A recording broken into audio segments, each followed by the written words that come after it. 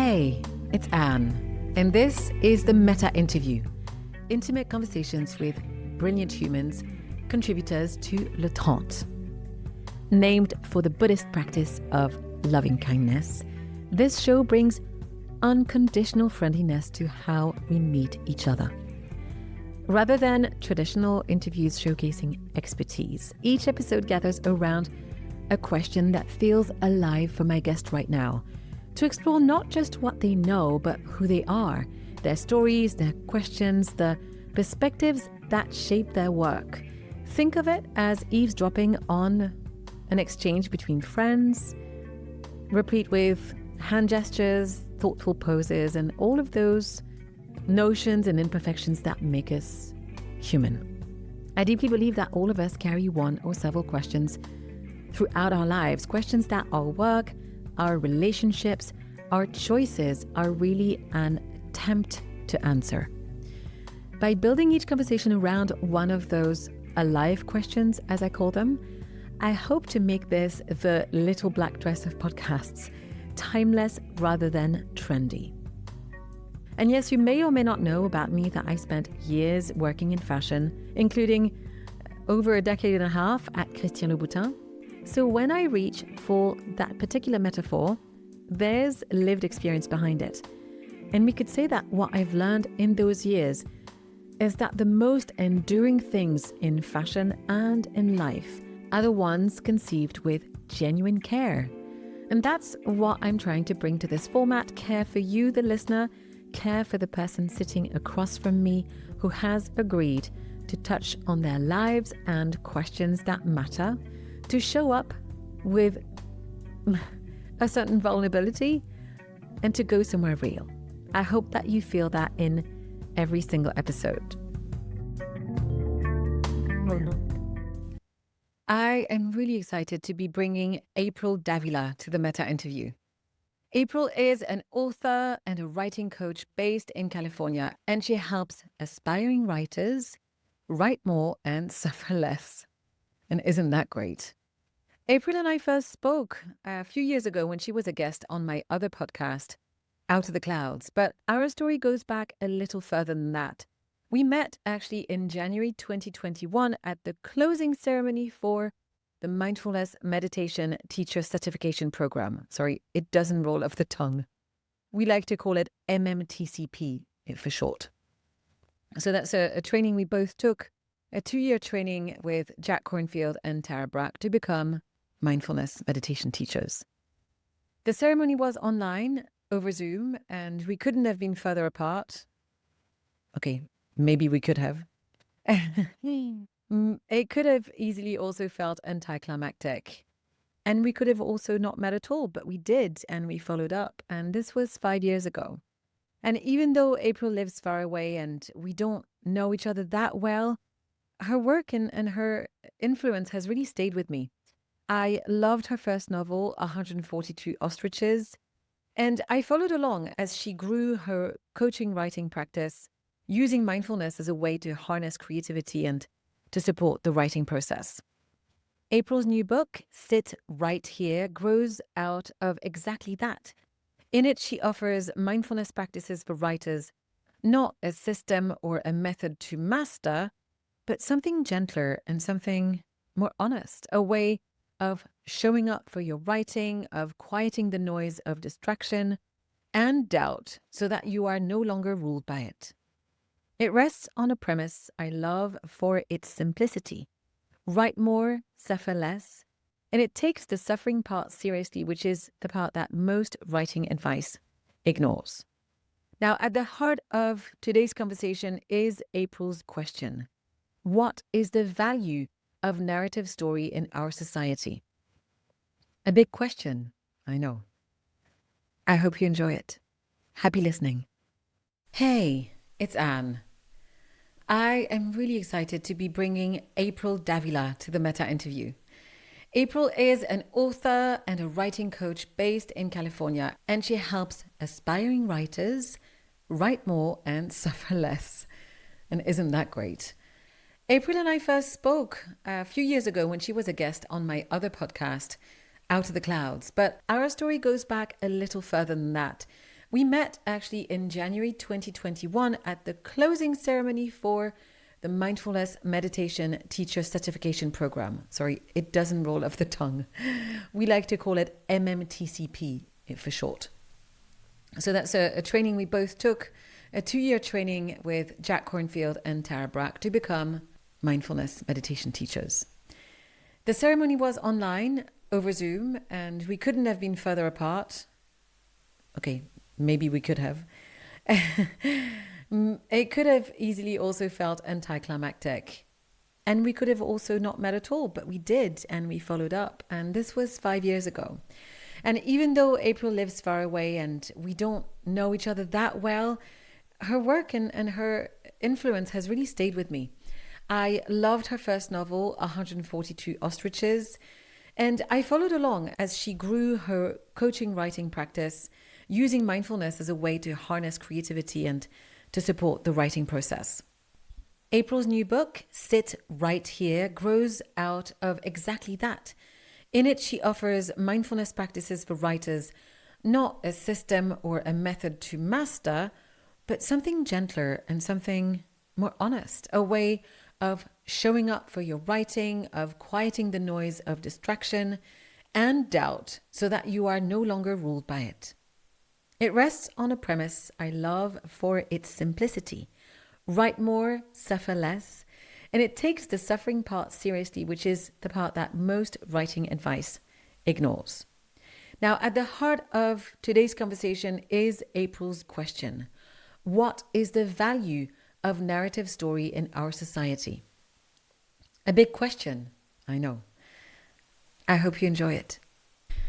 April, thank you so much for being here. Welcome to the Metta Interview. Thank you for having me. I'm really excited about our conversation here. Yes, me too. So first things first, how am I finding you this morning? Oh, well, I'm in Los Angeles, so it's much earlier in the day. So this is the first thing that I am doing today, other than waking a very reluctant teenager to study for finals before class. So I feel like I've kind of already had a morning, but this is now I get to take a breath and focus in on the things for that I do. Oh, that's lovely. Not the part about waking the sulky teenager, but fair enough for that. Yes. So before we dive into the meat of our conversation, I like to ask this simple question, which is, what is bringing you joy or excitement at the moment? Oh, it's related to writing, almost always when it comes to me, but it's some combination of the story I'm currently working on, the stories that I'm helping the writers that I work with, helping them with their stories.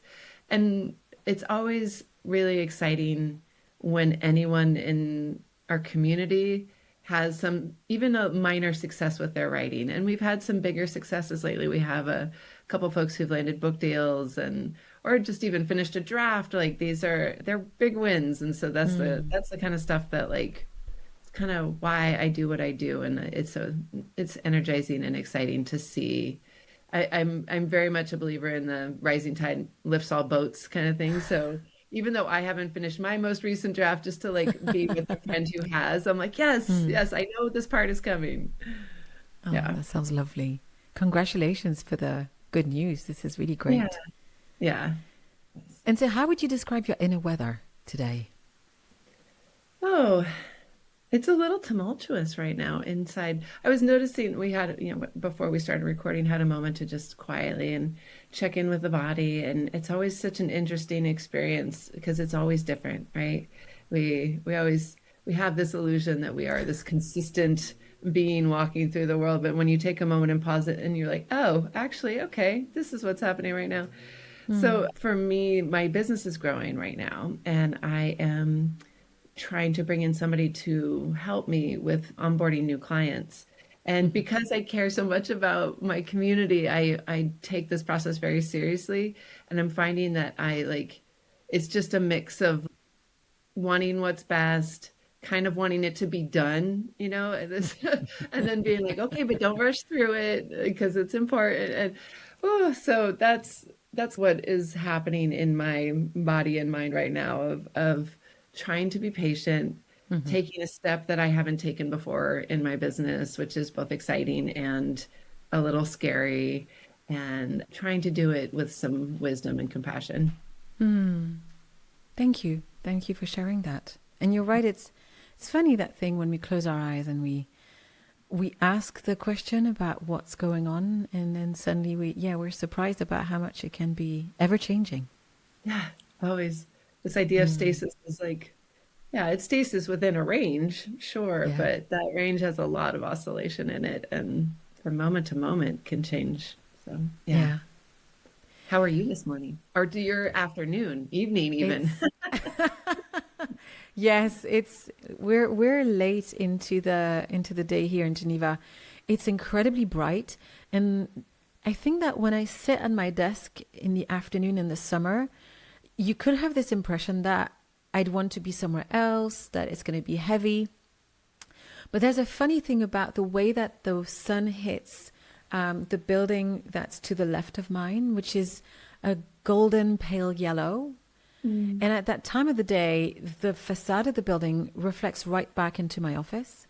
And so it's a strange, but really sort of poetic second source of light, almost as if it's got like that kind of brightness that you'd expect at an earlier part of the day. So I think that there's something interesting that happens as this light gets reflected back into this spot where I'm writing. That sounds lovely, though.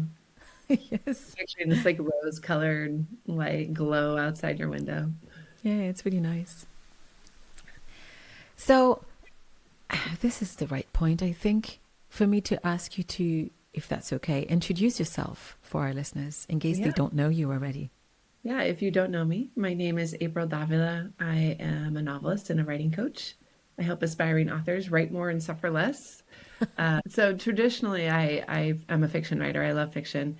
And at some point, what was it? It was about a decade ago now, I started meditating regularly. And that was when I really started having some success with my writing, and success on like a personal level, right? I figured out my novel. My short stories started getting published instead of rejected. I got the novel published. It did win an award, which was very flattering. And my coaching business started to build up, helping other writers. But it all kind of turned on this when I started meditating regularly. And so in trying to help my writers in the same way, I looked back at what was it about regular meditation that shifted my relationship to writing.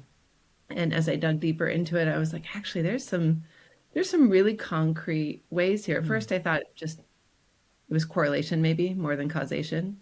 But as I dug into it, the causation was very real. And so I started articulating that, writing blog posts about it. A year ago, last January, actually, I sold the proposal for a book on it, and the book is coming out this year. And it's called Sit Right Here, 6 Mindfulness Practices to Help You Write More and Suffer Less. And that kind of everything I do comes down to that idea of like, write more, suffer less.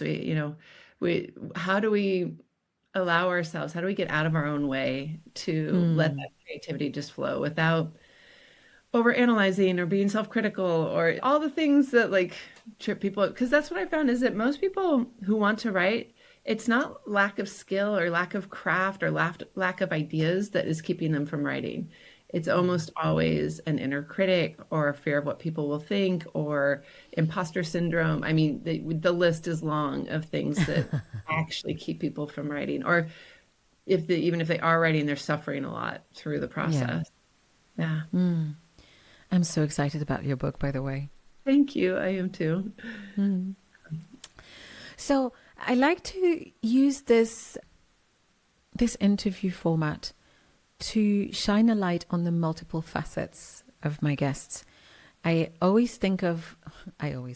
have been thinking of people, of like a human being as a beautiful, multifaceted gem. And, depending on what we talk about, or we're going to show people an array of these facets. And so for that reason, I want to ask you this question, which is, would you share with us a memory, if you can find one, a childhood memory that still makes you smile to this day? Oh, well, I will just start by owning the fact that I have a very selective memory. And I'm actually fascinated by the idea of memory and how we remember what we remember because it is so biased. And my husband often teases me of that I remember things how I want to remember them. And I'm like, yeah, but if it's gonna live in my head, I want it to be but a memory that makes me smile. They're almost in the last 2 decades all related to my kids. Just like How moments about from your childhood? from my childhood. Yes. Good one. I have lots of memories that I like. The ones that stand out, of course, are the ones where I got in trouble for something. But a happy memory. I remember we had a hammock in my backyard, like on the back patio, and my mom would often hang out there on like Sunday morning. And I remember on her birthday one year, she was out there. She was probably hungover. Like looking back as an adult, I realized that she was probably out there kind of sleeping off the party she'd had with her friends. But my sister and I had saved up our pennies and we went to the bakery and we bought the biggest cake we could buy, which was about 6 inches, right? It was like a tiny little cake. And then we wanted to put all the candles on because she always did that for us. And when we turned 8, she would put 8 candles. And I think it was like her 40-somethingth birthday. So we put 40-something candles on this tiny little cake. And I remember it looking like a porcupine, just covered in candles. And we got them all lit. And we like walked out really carefully. And I just remember the smile on her face when she saw that little cake that we had put so much love into. And then it took her a few tries to blow out all the candles because like we had to like turn the cake. Yeah. So she could get to all the candles.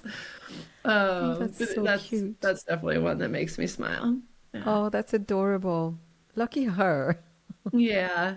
A good mama. She was a single mom and she was an artist, like a painter at the time. She's now a sculptor and then back to painting. But, she never gave up on that dream of being a painter even as being a single mom. Like she did illustration work. She did whatever she needed to do to get the bills paid, but she always did it. And she never gave up on her painting. And that really, as I've become an adult, inspired me that like, yes, sometimes it's hard, but it's worth it to just go after your dream. Keep working on it.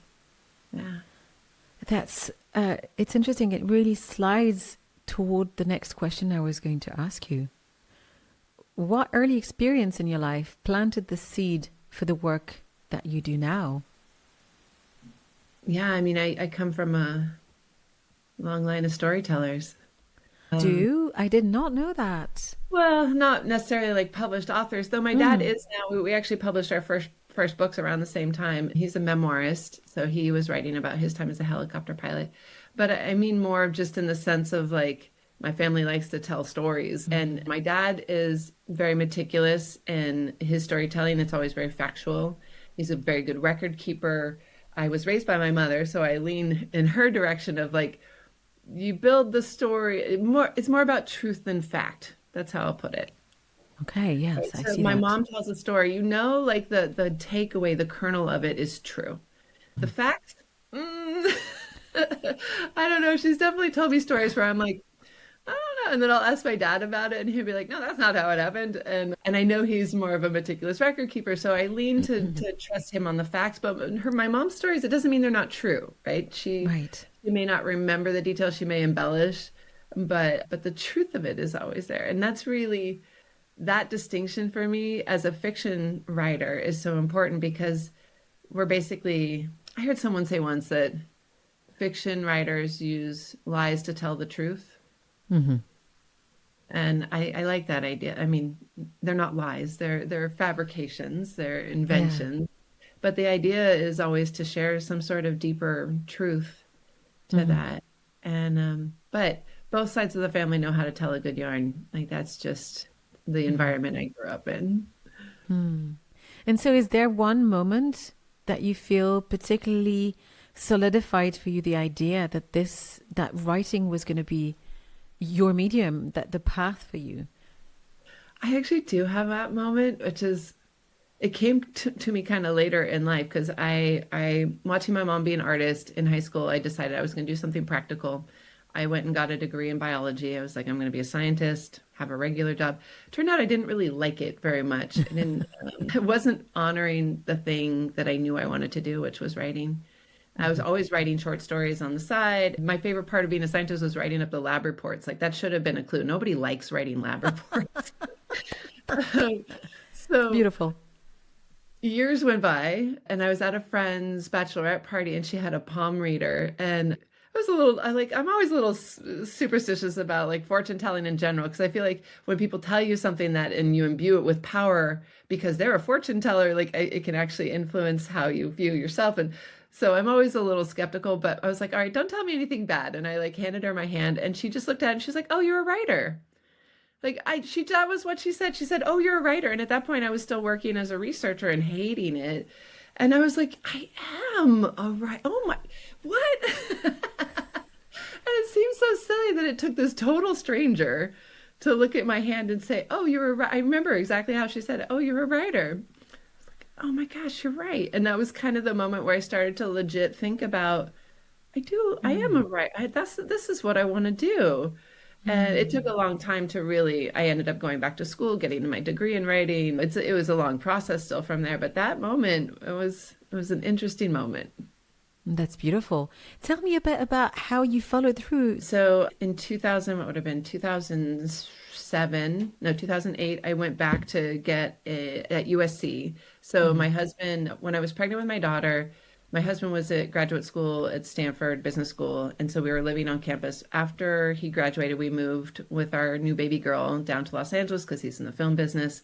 And what I had found when I was pregnant and kind of unemployable, I was between jobs and no one really wants to hire the visibly pregnant person because, and I know there are laws, but really like they don't want to hire you and then train you and then have you leave on maternity leave. So I was having a lot of trouble finding work. And what I found was like left to my own devices all day by myself, I was just writing short stories and loving it. So when we moved down to Los Angeles, I said, I want to go back to school. And you don't need a master's in writing to write. But I felt like having been trained as a scientist in a certain kind of writing, that I wanted the time to really not only set aside the time to focus on writing, but have some legit training in being a writer. So I did go back to school. I got my master's in creative writing and got a job right out of the gate after that as a content writer for a marketing company that worked with local government. So I was writing a lot of like blog posts for city managers and water management updates and tree care guides and that sort of thing. All the while getting up at 5 a.m. to work on the novel before work, got pregnant again, had another baby. That was a very busy time.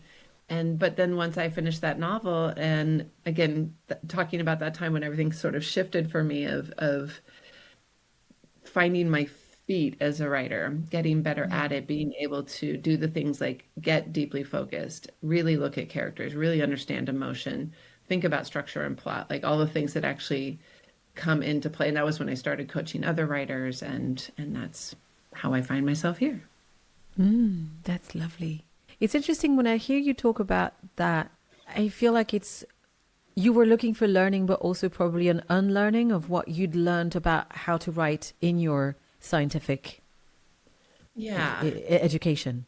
Yeah, because science writing is so much about objectivity, right? And even in the way you phrase things in a very passive voice of, it was found that this and this happened, not I found, because you can't put the I, you're just trying to be objective. So kind of unlearning some of those things. And also when I decided I wanted to be a writer, really realizing how many holes I had in my education around basic stuff. I bought myself all these books on grammar and was like, all right, if I'm going to be a writer, these are the tools of my trade. I need to learn them better. So learning how to use a semicolon, when is it an M dash or an N dash? Oh, the M dash and N dash story. I did not even know about the dashes as a French person. As a French speaker, we don't use M dashes at all. Unless you're a publisher, maybe. And then again, I'm not sure. But now they're falling out of fashion because AI is so heavily into the M dash. I know, but they're so pretty because they're not. Anyways. Yeah. I admire that a lot. I understand what you mean. I think that what I hear also in your story is the decision to to build the craft as in the granular details that can elevate prose in ways that the reader doesn't understand but feels, I guess. Yeah, and won't even notice. Like ideally, Yeah, they I won't don't even notice. notice. Yeah. Exactly. Yeah, I really feel like that's kind of the biggest compliment you can give to a writer is that their writing feels effortless. Yeah. And when you read something that feels like, oh, they just threw that out there. I guarantee you they edited it like 20, 30 times. And the result of all that hard work is that it feels effortless on the Yeah. page. Yeah. I just read, I don't know if you've read this before, Bodywork by Melissa Febos. No. It's a craft book. She's a memoirist, and it's absolutely beautiful. I actually have highlighted so many words, so many sentences. I reopened it after finishing it saying I need to go back and just relook at my highlights, and it feels exactly like that. I think sometimes craft and nonfiction can feel dry or difficult, or I can only handle a few pages at a time and then I'll just move to something else. And when it feels just like that fluid sense, it's because of the care. Yeah. Yeah. Yeah. It takes a lot of work. If you could describe your professional journey, your writer's journey, as a journey, it could be a trip, a climb, a dance, a swim, I don't know, a flight. What kind of journey would it be? Probably a long hike, like a multi-day kind of backpacking hike, where there'd be parts where you're walking along and the pack feels really heavy and it's hot and you're like, this sucks. Why did I do this to myself? And then you'll have days where you're walking along and you're like, this is amazing. The view, no one like the privilege and the honor to get to see these vistas that most people don't see because they don't step off the shorter path and commit to a longer journey because it includes all these discomforts and so, and then there will be highs and lows, right? I'm thinking about like the last backpacking trip I took was a while ago. It was in Yosemite, and you get to the top. Started up on the east side and hiked through and ended up going up Half Dome on our second to last day. And to have that moment up at the top and being like, wow, this is just so amazing. That might be like when the book actually gets published, right? Like, this is it. I've done it. And then you come down and then you start the next one and go on another hike. And there will be these really difficult days and there will be these gorgeous gratitude-filled days. And I also, my first backpacking trip was a YMCA trip when I was a teenager, and it was rough. It was a rough trip in terms of like how hard it was just from the trip that we chose. But we had a bear steal most of our food on the second night. And we decided as a group to push through and like on the little bit of food we had. And I was so hungry. It was like a group of teenagers, right? And we had half of the food we had planned to have. So by the third or fourth night, we were hungry, like really hungry. And I remember sitting down on a rock on this upward climb and the YMCA lady just being like, get up. Move your ass up the hill. And she was always a really caring, loving person. And when she was like, you have to move, like, you can't stay here. And I think sometimes you have those moments in writing too, of like, get up, move your ass up this hill. There is no way out but through. Let's get it done. Like, with love, but like, you've got to do it. There's no other choice. Because that's the thing about writing is once the story has its hooks in you, you're kind of screwed. There is no way out. The only way out is through. And sometimes you're like, I don't want to, this is hard. And that would be an excellent parallel in terms of like the trip metaphor of that particular trip of her being like, get up. The only way out is through. Maybe you'll write a story about it. It will definitely end up in a story. I've sworn to never write a memoir because my memory is so faulty of like, it just would be a bunch of hours anyways. So I'll just stick to fiction. That's really funny. I was going to ask you this, but I feel maybe you've touched on it already, so we can leave the question if it's not quite right. What would be a personal struggle or a challenge that you think has most profoundly shaped your professional path? Oh, that is such a good question. a struggle that has profoundly shaped my professional craft. I think, I'm trying to think if there's one particular instance, but I think in getting more skilled as a writer, and I've said this in other places before, but I genuinely believe that writing actually gets harder as you get better at it. And when I was like, when I didn't really care, like I didn't know any better, I'd slap together a few thousand words, call it a story. Yay, it's done. And then wonder why no one wanted to publish it, right? But as I've gotten better at writing, I've come to understand that how very difficult it can be. Like when caring about diction, caring about theme, caring about the character development, like making sure that the reader is experiencing the thing I want them to experience when they read those words on the page. And it is a challenge. And I think the thing that has helped me rise to that challenge has been really honest, hard feedback. But not in one instance, but in lots of instances of like, okay, this is sloppy. I don't really understand what you're trying to say here. Like it, and that feedback has come from different sources. And this is going to sound weird, but my husband is probably the best. And it's not that he's ever mean about it, but over the years of getting feedback, because he's always my first reader because I trust him. And there have been times when he's like, I just don't understand what this is trying to say, or is there a better way to say this? Or who is this character? Why would they make this choice? And now I've gotten to the point where like I ask those questions of myself before I ever call a draft done. And so now when I hand him stuff, those aren't the questions. Now when I hand him a draft, like I just handed him the most recent draft of my third novel, and he was like, this is the best first draft you've ever written. And I think it's because at this point I've been doing it for 20 years almost, and I've learned to ask those questions of myself before asking them of anyone else, or before sharing the work with other people. And that way, now that when they ask questions, they're things I genuinely hadn't considered. And they're always help make the story better. But getting feedback is really hard, especially when you're a newer writer and you take it really personally. And I know the first few times my husband gave me feedback, there were tears. I was not happy, but I trust him and I love him. And I know he wasn't going to lie to me and tell me something was good when it wasn't. And that was for me, not because he was like trying to be mean or something. But I should also caveat, like it's worth every penny to hire a professional. Not every relationship is meant to be a creative collaboration. And I definitely known couples that have split up over the kind of like arguments and resentments that build up on giving each other, trying to give each other feedback. So it's my husband and I've worked really hard to make that part of our relationship work. It doesn't always. Yeah, that makes sense.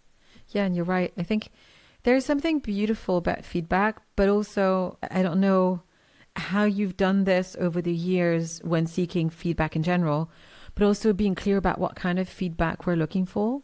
Because I think that sometimes people offer feedback on areas that don't necessarily answer the questions that we need answered in order to move things forward. And yes, that's a good whether point. it's in life or in writing, I find that being clear about what kind of feedback we seek. Yeah. And then also giving ourselves the permission to take what we need out of it. Yes, because not all feedback is right either. Exactly. They might genuinely not understand what you're going for, or and when I hand my husband a draft, I'll be like, okay, pencils down for this one, just read it. I just want to know, like, how does it feel? Is it working?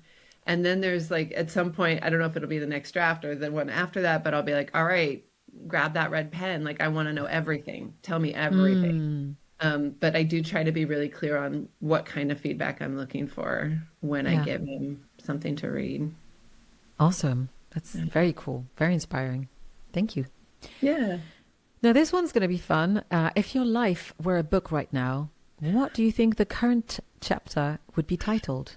Oh, God, that's a good question. It really depends on which version, like, right? Because I think we all have different books. Like if it was the book of my creative life, we're like in the middle somewhere, right? I'm in that messy middle where it's not very interesting because things are just kind of chugging along.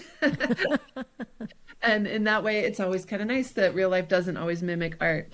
If it were like my marriage, I think we would have, we were already past the happily ever after. Like we had all of our tumultuous everything and we wrapped up with the happily ever after. And now we're in the boring part no one would write a story about because we're good. Like things are good right now, and good stories aren't built on when things are easy. Yeah. Um, and then yeah, we all have these multitudes. Maybe in terms of like my personal relationships, I feel like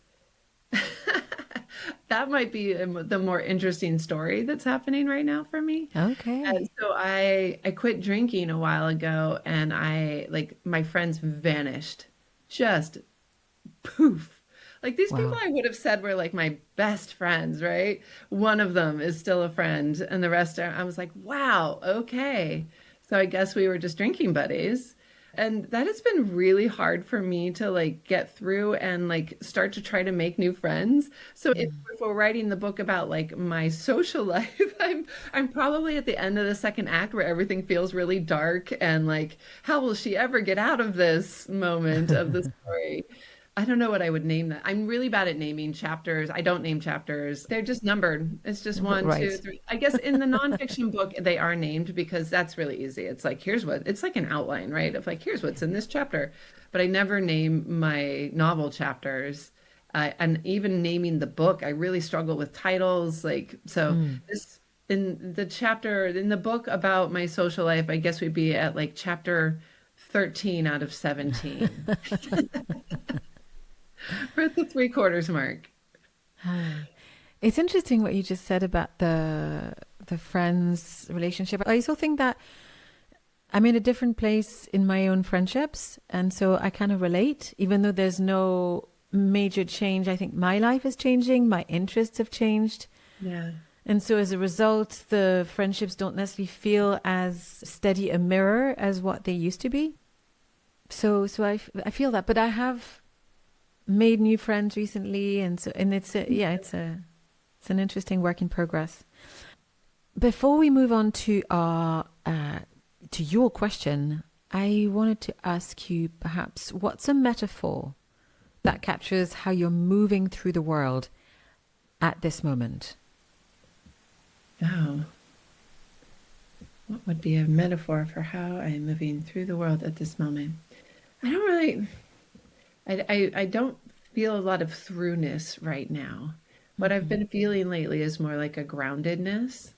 And this little room, this little office that I spend so much time in, I feel if I guess the metaphor would be like a mountain that's like getting bigger and bigger, right? And as I'm in bringing more people into this journey and I don't know, planting seeds of ideas in this mountain. And I don't know. We touched Mm. about this in our earlier conversation, but when my husband and I decided we were gonna like our version of being good parents was to be super stable, make sure our kids had routines and stability and like the no very few unfun surprises, but it is kind of a from the adult perspective kind of boring sometimes. And so I've tried to shift that into not as much boring as like strength and the strength that can lead my like pass to my children and then letting the drama be on the page right now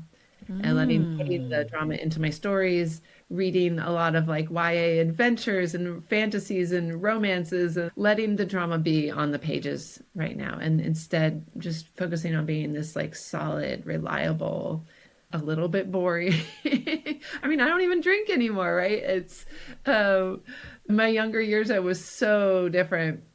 And I'm glad that I've been able to do this, and I think it has served all of us well.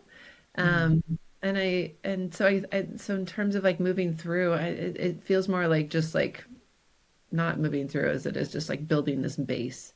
And I don't know what will come Mm. on that base after the kids are grown and gone. Like, I don't know if I'll go back to my wild ways or find something different to do, but this is where I'm at right now. Thank you so much for sharing. That feels beautiful. And as you describe it, I feel the solidity, the sense of groundedness and the structure that you provide. And it doesn't sound boring. Thank you. I see why you would say it is, but then because it's so intentional, Yeah. it's, yeah. Yeah. I It's, mean, I joke about it being boring, but there's a lot of satisfaction, there's a lot of joy in this life that we've built. And And I feel like mindfulness helps you appreciate that too, Yeah. of like when you're in a less mindful state, there's always that what's next and grasping and you can very outside of your head. And one of the things mindfulness teaches us to do is really look around you. Like this is beautiful. This is a beautiful moment. And my life is very full of beautiful moments these days. That's so good. Thank you so much. Now, lastly, what's something people might be surprised to learn about you? Uh, I I am I was a scuba diver, an avid scuba diver for many, many years. When I was studying biology, I focused on marine biology. I did a study abroad program where we we had our classes like underwater. I've seen the sunrise from 50 feet below the surface. Like I've seen things underwater that like have just blown my mind. I was like, I didn't even know this was like a thing. And what is that weird creature? And oh my, it just is such an amazing world down there. And I haven't done it in a while. I do hope that's one of the things I do hope I can get back to when life is a little quieter. But yeah, I was avid like everyday scuba diver for many, many years. Wow, that sounds so cool. It was The other great. day, the Instagram algorithm, I've tried to train it a bit and it knows that I like nature things. Yeah. And the other day, there was the cutest, I can't remember if it was CNN or someone else who reported on a baby octopus, the kind of which we had barely been ever seen before. It's like a little blue head and tiny legs. And apparently they live very, very far down at the bottom. And it was the first time that they were seen somewhere. And everyone was like, oh, baby octopus. Anyways, sorry. I feel that. When underwater, I find that it's like I'm in Finding Nemo. I'm just like, actually, as soon as I'm in water, I feel like my entire self comes into contact. It's like Like an baby on home. button. Oh, I love it. Yeah. Yeah. Yeah. When I was studying abroad, we called these drift snorkels because we were on an island in the Caribbean right next to like a big drop off. And when the currents were right, they would take us out and with just the snorkel gear and drop us in 3,000 feet deep water. And the current would carry us back to where the station was over a course of like 40 minutes.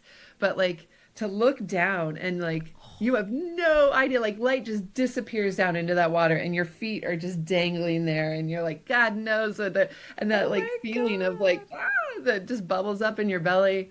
And then gradually you see like as you're drifting towards the coral reef that it like you start to see it come up to meet you. And then for the last half of the float, you know, and you're in 20, 15 feet of water, you can dive down and Yeah. swim with the fishes and just magical. It's magical. Wow. Makes me want a holiday now. Thank you. Right? Yeah. So now is the time to start to pivot to talk about a question that feels alive for you at the moment. And we had several iterations of the question that we played with in our pre-interview conversation. And we landed with this question: what is the value of narrative story in our society? And so first I want to ask you, how does this question come up in your mind? How does it manifest in your daily life? Or, I'm question stacking, I apologize. Choose whichever entry you prefer. Or how do you feel you first came into contact with it? Well, the first question is much more alive. I feel that question on a regular basis from people who want to write and then they are looking at social media, they're looking at the world around them and they feel like writing is self-indulgent or pointless or silly and that they should be doing something more serious for the world, right? Do something that really helps somebody. And so I've thought a lot about that because it's a good question. Well, you know, what is the point? What is the value of narrative? And there are three main answers that I have come to and that I share with people who ask me about the value. And I feel really passionately about this. So the first one is empathy. So if I read a story, even it actually even works better with fiction rather than nonfiction, right? Because fiction is written in a way where we are immersed in the world. So if I read a story that has nothing to do with anything I've ever experienced before, maybe it's someone growing up in a war-torn country or facing some sort of discrimination, I walk in their shoes emotionally, intellectually, and that builds empathy in my mind, in the mind of, and this is science. Science has shown that reading fiction builds empathy for experiences that we have not had and for the people that we may not know. And I feel like if our world needs anything more right now, it is a little bit of compassion and empathy for other people. So that's a very real effect that fiction can have. The other is letting people see that they are not alone. So connection.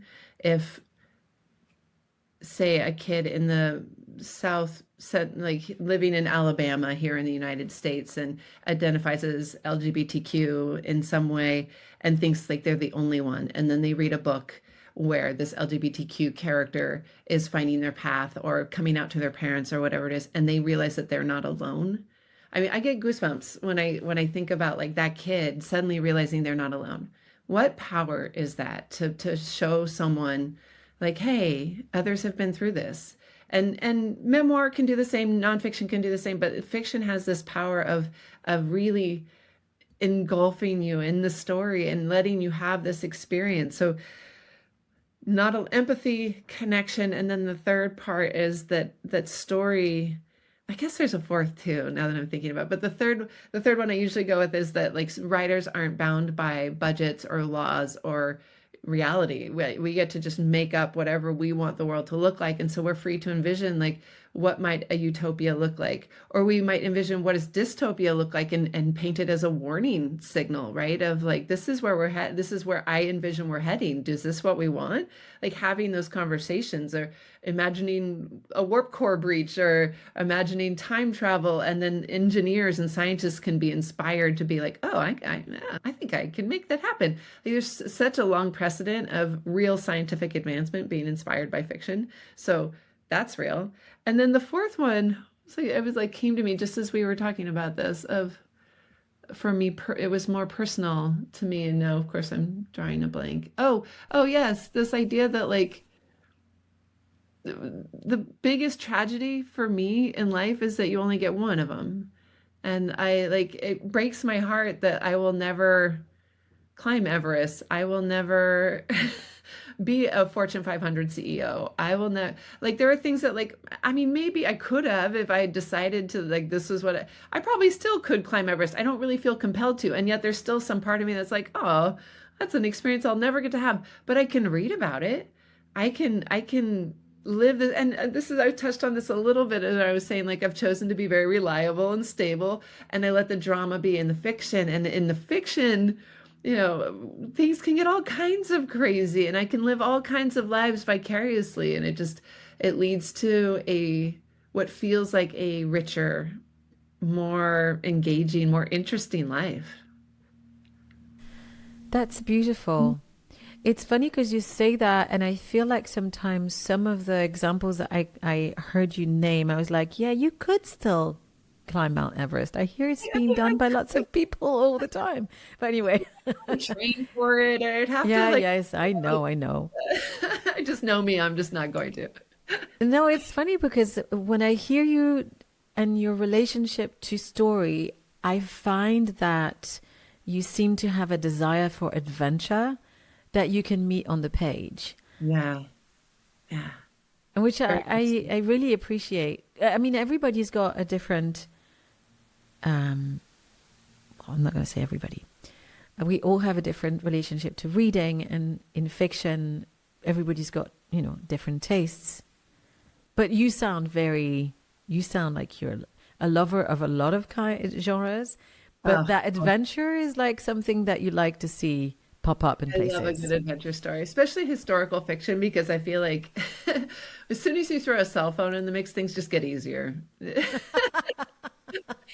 And I feel like some of the best modern day stories are the ones where, like, for whatever reason, they don't have their cell phones, right? Either they're in a place where they don't work, or the power is out, or as soon as you throw a cell phone and it's like, how will they solve this problem? I don't know. Ask Siri. Like, it's so funny you should say that. I do not know why, but earlier today I was walking towards the kitchen, and I don't know if I'd heard someone's story somewhere, a podcast or something. And I walked in and I thought, I really have done a lot of stuff in my life. And I was thinking, I just went for it. And I think that it's with the availability of social media, of cell phone, with seeing so many things, we become consumers of experiences as opposed to having the experiences. I still can't believe I moved to London with, I was not technically not allowed to work in the country yet because I didn't have my French passport. I barely had any money. My parents were like, good luck.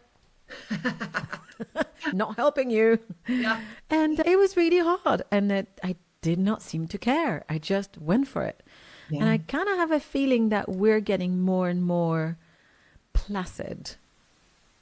And that's perhaps because we just get snippets, in the stream on our phones. And we never get to experience a fuller arc of it, which I think meets fiction. What would happen if, what if I followed my dream and went to London? Yeah. Yeah. So how do you think you discovered the value of story in your own life? I didn't think that deeply about it until I started working with other writers.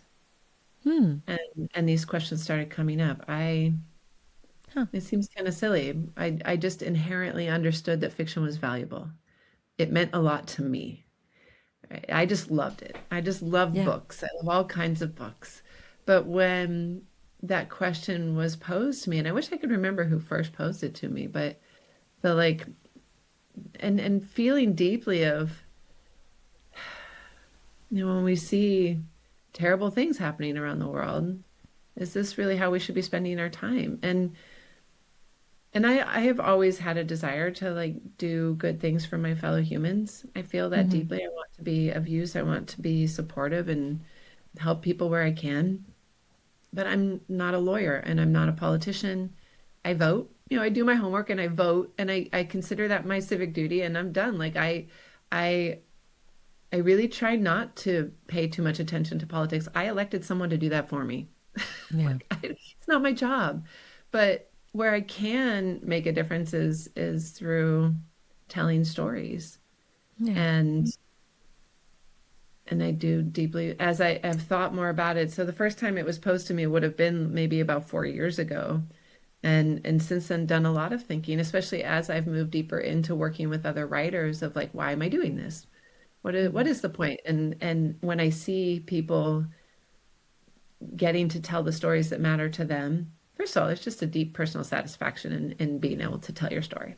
But then also when those stories go out into the world and you see the way that they influence other people, and there's just a real power to it. It's a quiet kind of mountain-like power that it's once a book is out there, it exists and people talk about it. It becomes part of the discussion. Everything that is published becomes part of an ongoing human discussion. And that discussion is what shapes our culture, shapes our relationship to each other, our relationship to the future, our understanding of the past. Yeah. Books are everything. I'm biased, of course, but that's my take. There's loads of ways I want to build onto that. When I hear you describe this, there's the first two threads, the two directions I want to go into, which are different, maybe they can meet somewhere, is I can see also how reading, just like Netflix or gaming, can take it's a way to escape your life. But I guess, and I don't remember the exact science, maybe you know more about it than I am able to verbalize here. There's more of a participation as a reader than you do when you're just watching TV, through the way that you're reading the words and you're making up images in your mind and other neurological functions. And I know that for a lot of people, this escape, it's almost as if, and I think this is what you described beautifully with this example from the teenager you mentioned, the opening up of possibilities, of new worlds, of things you couldn't have imagined for yourself. But then there's another part. I wonder to what extent also writers are responsible, for some of the things that are happening in the world today. And it's the first time I'm saying this out loud, but I remember I have a half brother who's much older than me who loves science fiction, and he also loves graphic novels. And when I was growing up as a teenager, he was much older than me, but we would go on holiday together with his family and my younger brother, and we would love watching sci-fi and Star Wars and all of that. But I read a lot of comic books, and they all had evil characters that look a lot like some of the people who are running our world and currently residing in Silicon Valley. And it seems to me that some of them are actually exactly in the age range to have read some of the comic books that I read when I was a teenager.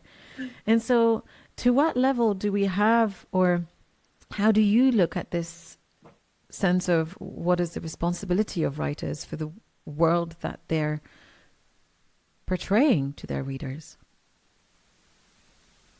Well, I think every story has value. And even if you write a story that I don't like, that maybe I think is repulsive, or that like canonizes somebody that I think should be more of a villain, maybe, it's part of the discussion. Right? People can read it and they can say, this guy was amazing. And then I can be like, that guy was a crazy person. Like, really? We want that kind of person? Like, it's the book, the story itself is a piece of art. And then what people bring to it, what people discuss around it, what they layer onto it for their own experience, that is all interpretation. And I think there are ways that writing can be harmful, particularly when it comes to things like when we talk about appropriation, right? If somebody is writing a character that they don't have any lived experience of, and they do it in a disrespectful, sloppy, from a place of power, and they don't have to care, that kind of writing, I do feel is destructive. Or it can be. It reinforces stereotypes that I'm okay with leaving behind. And power dynamic. It really comes down to the power dynamic, right? But if writing a stereotypical character is really just reinforcing a power dynamic of like, I don't have to care about you enough to get it right. Oof. And that's where I'm strongly reacting to those words just as you say them. Yeah. Oof. I do think there is, and I was actually just working on an essay about this, but I feel like the regulation at this point has come down to what, instead of addressing the power dynamic in the publishing industry, what we are doing as a society is policing the individual writers and telling them what they are and aren't allowed to write about based on their lived experience. And I think that is a mistake. Telling any fiction writer that they're not allowed to write about something, it's a very slippery slope, right? Any fiction is made up. It's pulled and borrowed and stolen from other places. If I'm only allowed to write my experience, I'm only allowed to write memoir. And as a fiction writer, I balk against that. Like, I want to write people who are not me. But then it gets like, okay, well, how much not me is allowed? Am I allowed to write someone who's half white or 3/4 white? I mean, particularly in the United States, we have a very sordid past in telling people what they're allowed to do based on the percentage of their heritage. That gets very upsetting to me. And I think we're regulating appropriation on the individual author level when what we should be doing is regulating appropriation at the power level where things are published. So if somebody is writing outside of their lived experience, did they get it right? Is it respectful? Are they taking the time to care about the people that they are representing? I think that, and people of color just aren't published as much. And so we need to address those issues rather than come at any author who dares to include a character who is not exactly them. Yeah. It gets very muddy. It does get very muddy, and it's interesting you should say that, because there are ways in which I watch this as someone who lives in Europe, where the publishing industry and regulations in general are very, very different. Mm. It's so strange because the country you live in some ways, is so tight and complicated and closed off and regulated. And then in so many other ways, it's the Far West. Yeah. Right. Anything AI, it's like there's no regulation. I was writing an essay this morning that touches about what is it like to communicate who you are and what you do in an age where, most of the, let's say that you're putting your resume out. It's AI that's going to read your resume. So how, anyways. But it was really interesting because in Europe, we're introducing a lot of regulations I've just learned that from August.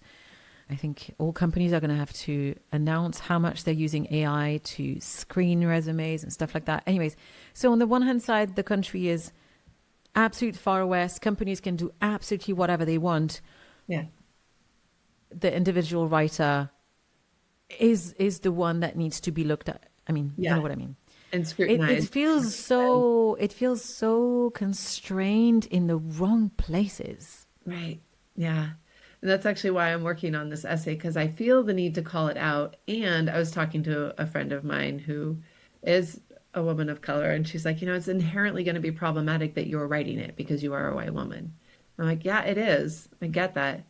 So it's very scary, right? Because I don't want to be the individual author who gets in trouble because I say something that is trying to address a power dynamic that, I don't know, people just get a little crazy here. And this is exactly like you're saying. I could bring a gun. But you kind of still have to use your own voice to talk about the things that you care about. Yes. Yeah.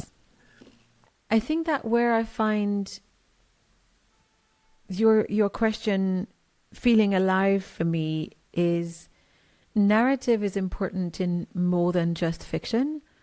But in terms of fiction, you'll see where my mind is going.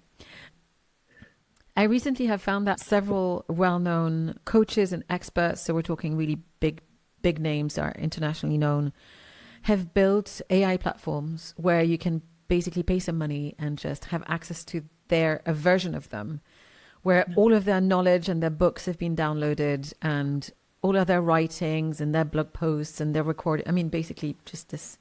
And they've just created an other mind, if you wish.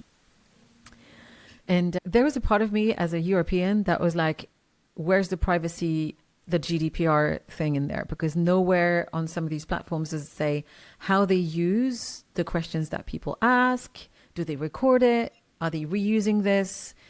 Because if people bring their problems to these AI coaches, where does this information goes to? How is it protected? And turns out that's very gray. So I'm not loving any of the idea of that because because it feels like people are actually going to be giving their time and their money.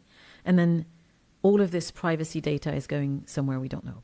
But beyond that, I was wondering if part of what bothers me is that it also extends the life of someone beyond who they are. One of these people could, disappear tomorrow. Life is what it is. And this means they could exist beyond their physical life. And there was a part of me that was thinking, it's obnoxious, this is so weird. And then I realized that writers have been doing that for centuries because story outlives the writer and it can touch people many decades or centuries later. Absolutely. And so I was wondering, what do you feel about the relationship between the story and the longevity of a writer's voice?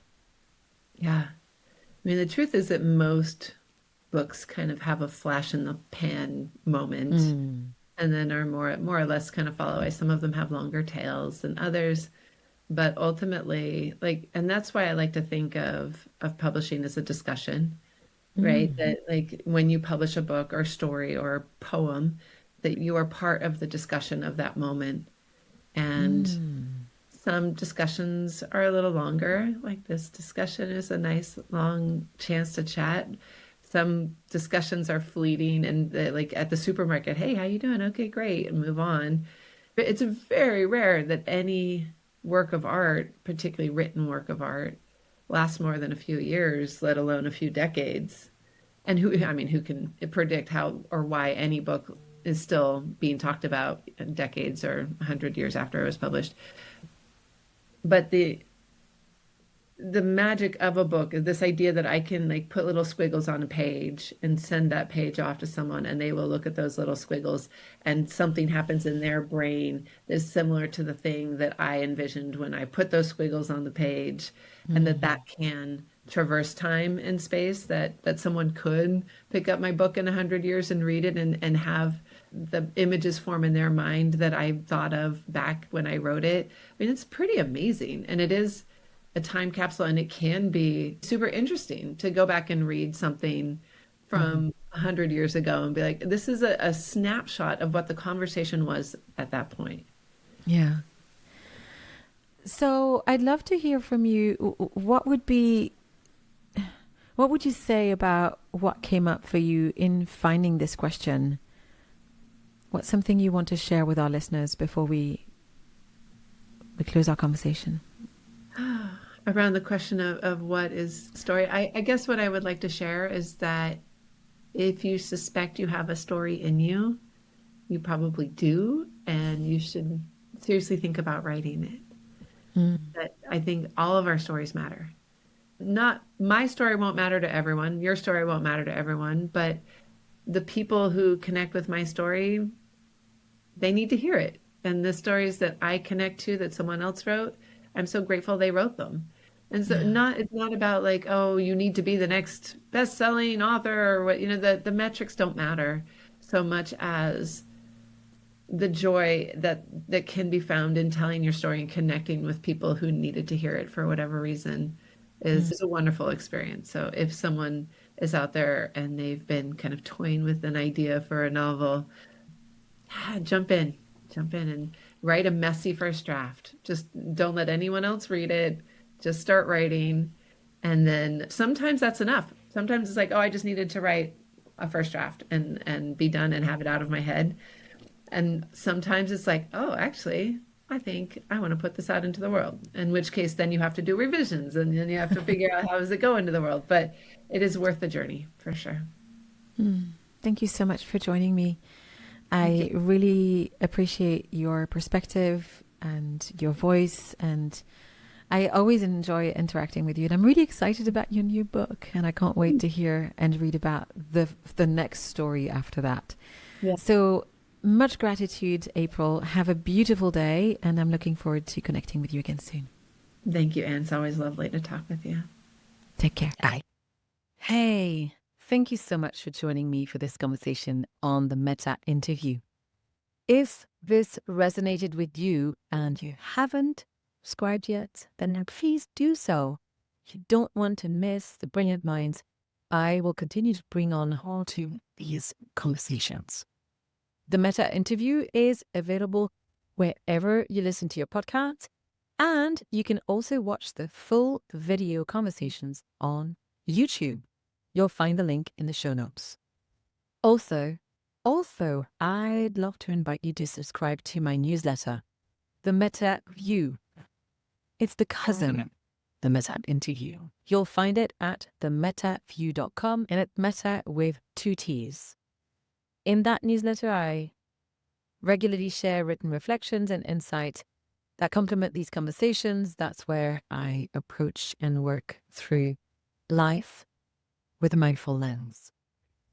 If you're intrigued as well about the masterclasses that my wonderful, brilliant friends and guests are offering through the talk, if you're excited and want to know about our events online and in person, about coaching and or working with me one-on-one, visit letrent.com, that's LETRENT.com, to discover more about our community and our offerings. Now, before I leave you, your engagement helps these conversations reach through more people who may benefit from them. So please do me a huge favor. Share this episode with someone who may appreciate it. Leave us a rating, a review. You can even comment on each episode on Spotify, for example. So every little bit of support will help, and it's really lovely to hear from you and to find out what you think about what we're putting out in the world. Until next time, thanks for listening.